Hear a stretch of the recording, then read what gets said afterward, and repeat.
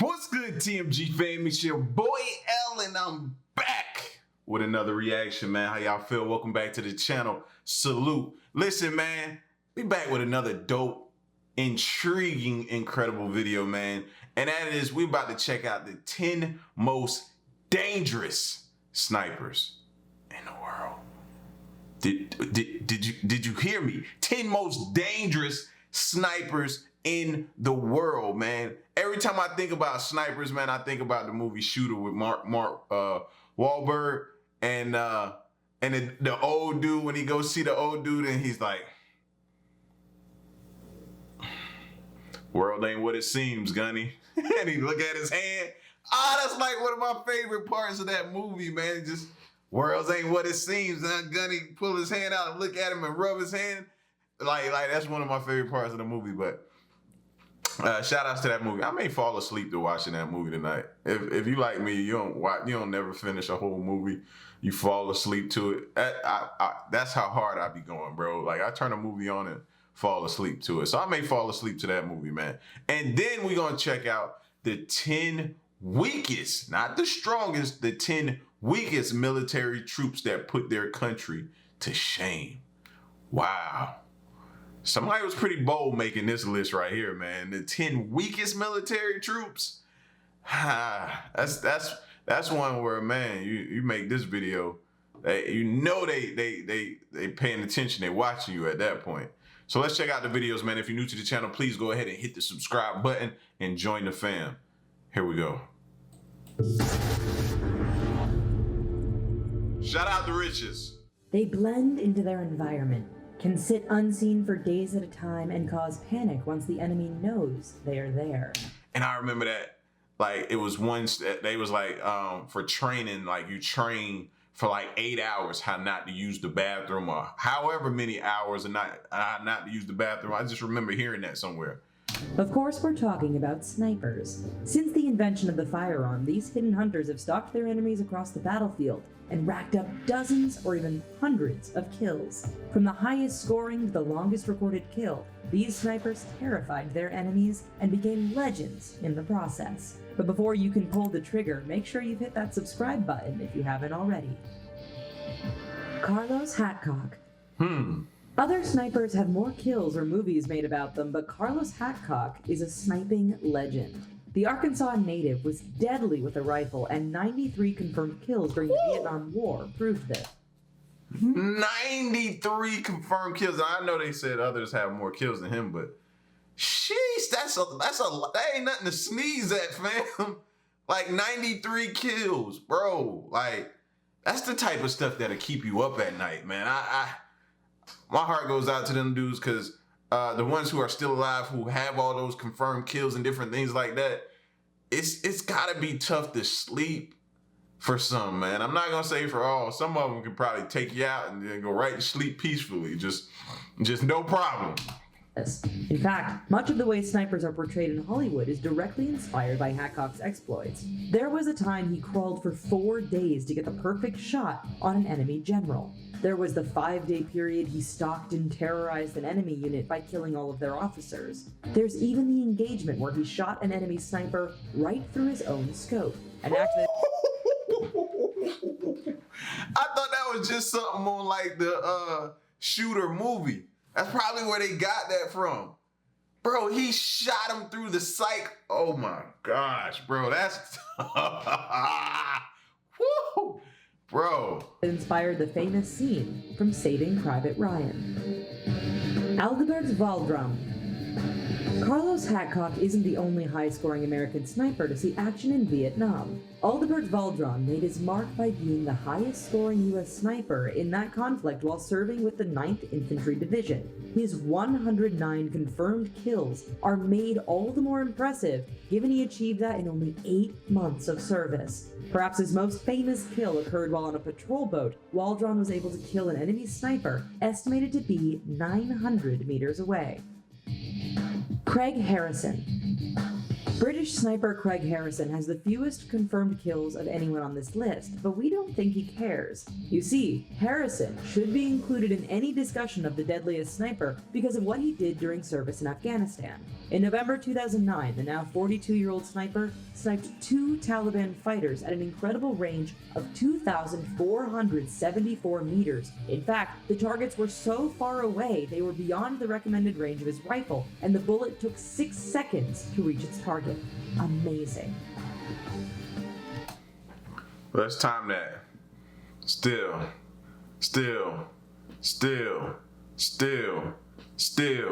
kill. Bro, you talking about some travel time.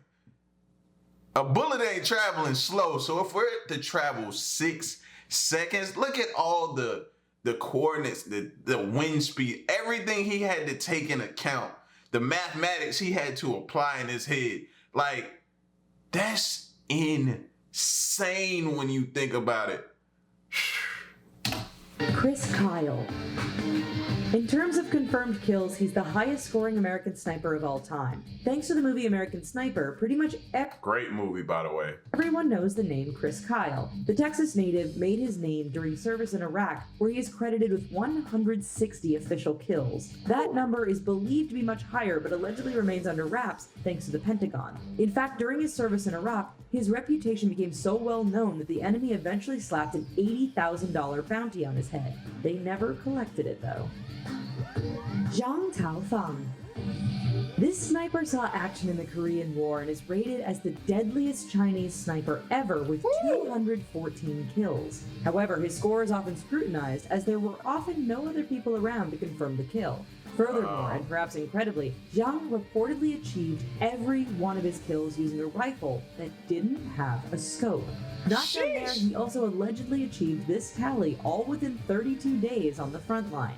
Just how much is propaganda and how much is real might never be known. If any of it is true, however, it means he deserves a spot among the deadliest snipers. Ludmila Pavlichenko.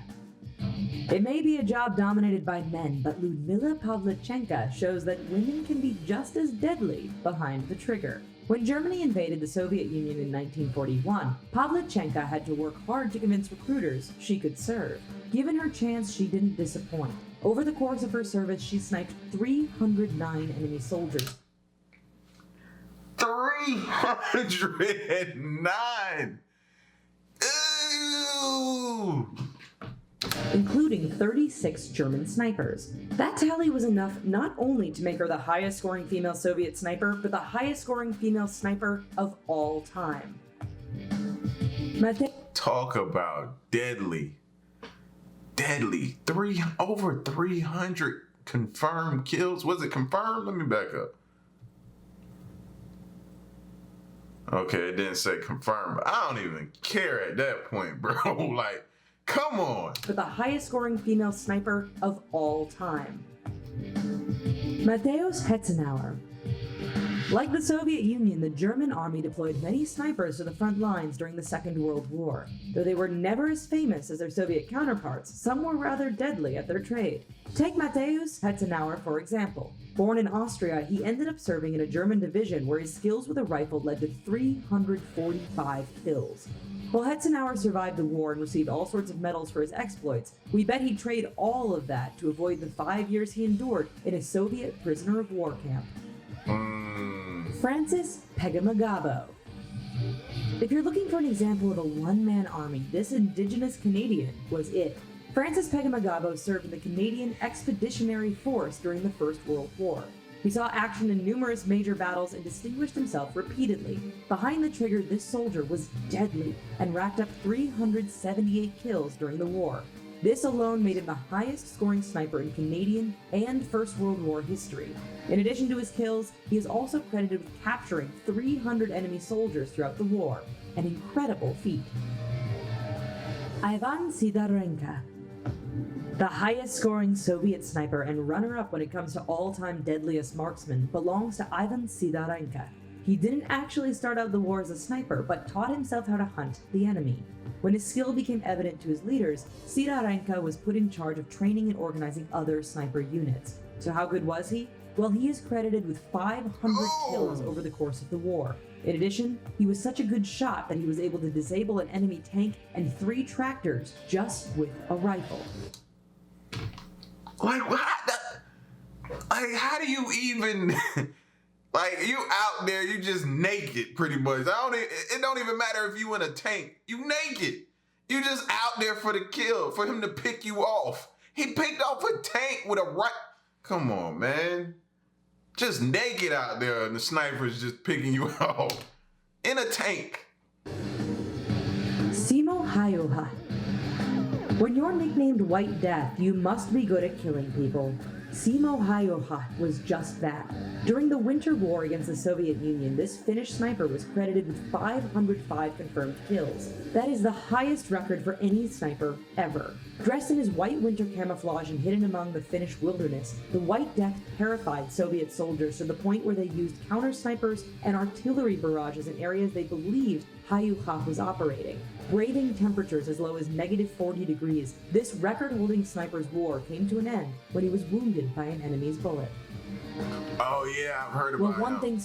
Yeah, we heard about him before. I remember seeing that picture. 505 confirmed kills though. Still nothing to sneeze at. Certain, I wouldn't want any of these snipers coming after me. If military stuff is your thing, why not check out some of the other... That's crazy. What do you do? -40 temperatures, he out there and you don't know where he at. He blending in with the snow. That's scary. I don't care who you are and how tough you think you are. A sniper, have you nervous as a stripper in church. Have you nervous. You might think that the military is entirely filled with big, strong men and incredible, brave women, but that's not always the case. Some troops around the world aren't half as successful, either because of inside corruption or because they just simply don't have the manpower to fight for their country on a sufficient level. Stay tuned until the end to hear about the country that uses child soldiers to try and protect the land. Before we tell you about some of the most embarrassing armies out That's tough, man. To hear that, use children, that's always gonna be tough to hear, man. Wow. there, make sure to like this video, subscribe to The Richest, and join our notification squad. Now let's get into the weakest military troops that put their country to shame. Iraq. Iraq used to be the fourth biggest army in the world under Saddam Hussein, but it's now little more than a shadow of its former self. The Iraqi army was given around $26 billion of investments and years of training from American and British forces, but that wasn't enough to keep them up there with even the average armies of the world. One of the biggest problems in the Iraqi army was the huge number of ghost soldiers, those who were receiving pay but weren't showing up to work. North Korea. I couldn't even think of, I never heard of that before. Like, you just getting paid to you're not even coming, not even attempting anything. That's crazy to me.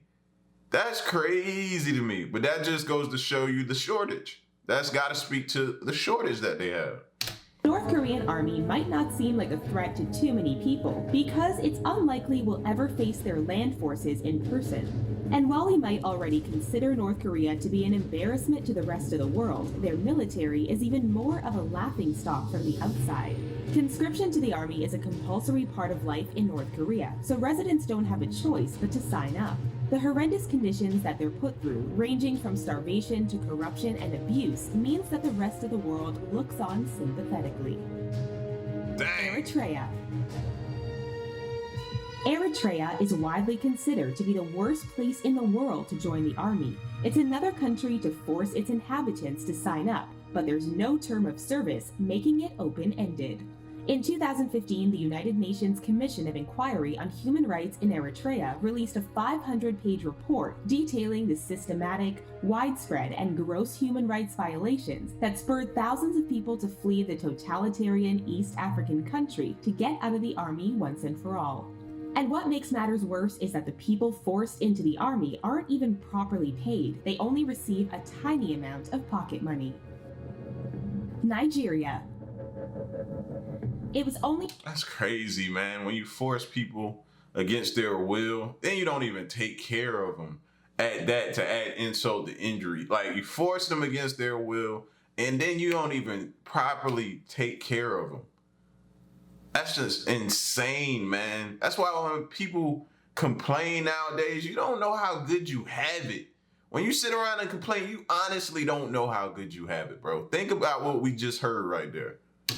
2014, when Nigerian army troops launched an unsuccessful attempt to assassinate one of their country's most prominent generals. And although the plot didn't work, it did shine a light on the failings of the military.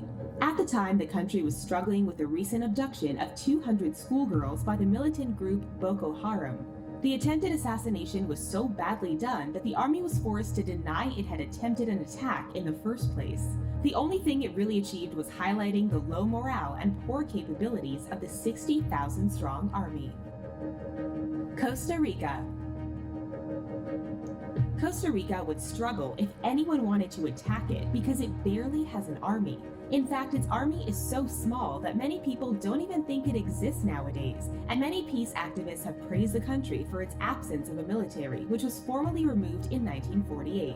But Costa Rica still has official fighters, even if they don't fall under the term of an army. It has 70 soldiers who are trained to intercept narcotics traffickers, rescue hostages, and act as a high-intensity counter-terrorist unit. However, Costa Rica is still focusing training on potential future conflict. The Philippines. The Philippines was called the 6th worst army in the world back in 2015, thanks to its inability to upgrade their training and equipment. Their problem started when Chinese military forces started moving forward and claiming land belonging to the Philippines. But despite this, Army spokesman Colonel Benjamin Howe said that they were working to become a world-class army by 2028. At the same time, the country is starting to build up its supply of equipment and to modernize existing pieces. That's all well and good, as long as no one decides to attack them in the next decade. Tajikistan. How does this information become public? Like, that's another thing. There's so many leaks everywhere, bro. How is this information? If you can rest assured, if my military was just terrible and just, you know, we weren't the best, we weren't the strongest, we didn't have the best tactics, we didn't have any type of anything going on with us, I would definitely try to keep that secret. You know what I mean? We could fake it. We could at least try to fake it until we make it at least. But making it, the leaks is crazy to me. Tajikistan rarely makes international news, and that's partially because it's such a small and unassuming country. However, its borders are with Kyrgyzstan, Uzbekistan, China, and Afghanistan, which is where its problems begin. It's not a dangerous country itself, but its highly political neighbors means the country has to be constantly on high alert for danger. And it would really be a problem if trouble did decide to come to Tajikistan, because the army is incredibly underdeveloped. There are reportedly 16,000 soldiers involved in guarding one of these borders, but their weaponry and military equipment leaves a lot to be desired. Mongolia. The Mongolian army used to be far stronger than it is now. At its peak, the empire of the Mongols stretched from Eastern Europe to Eastern Siberia and the Korean Peninsula, and its army was representative of its size. This was back during the 13th century, and unfortunately, the country's military has gone downhill over the years. And its neighbors, Russia and China, keep getting stronger and stronger, which isn't a good sign. Mongolia's army definitely needs to step it up in case a war ever breaks out between those two. Saudi Arabia. Saudi Arabia has the opposite problem when it comes to rounding up troops. Its army is actually too big. And while this might never seem like a bad thing, it's caused huge organizational issues, and no one is really sure how to tackle them. Because other than simply kicking people out, how do you reduce the size of an army? The Saudi Arabian army's main goal is to push back Iranian forces, but they're limited by their military, despite the fact that the kingdom is one of the world's largest spenders on defense. As it stands, people are far more scared of the Iranian army than they are of Saudi Arabia's. It just goes to show you, man, money can't solve all your problems. They can spend as much money as they want to possibly, but it's still not helping them. That's crazy. Central African Republic. What do you do when you need more soldiers, but all of the adults in the country are already fighting or otherwise engaged? Start picking out children to fight instead. And that's exactly why there's so much shame on the Central African Republic's army, because they're using underage fighters to supposedly protect the country. As many as 10,000 children were used by armed groups in the conflict in the Central African Republic between 2012 and 2015, and many still remain there now. These children, some of whom are as young as 8 years old, are taught to fight in the military, despite the government's best efforts to stop people under the age of 15 from joining. That's all for the... Wow.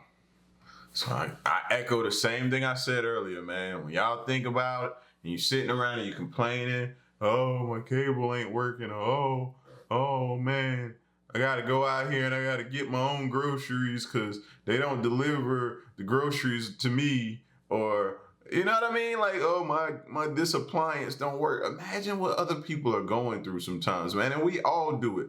We all fall victim to just shamelessly complaining about nothing sometimes. We all do it. But sometimes stop and think it could be worse, man. It could be. Y'all get at me in the comment section. Let me know what y'all think, man. It's your boy L to the next reaction. I'm out. Peace. Y'all stay solid. Hey.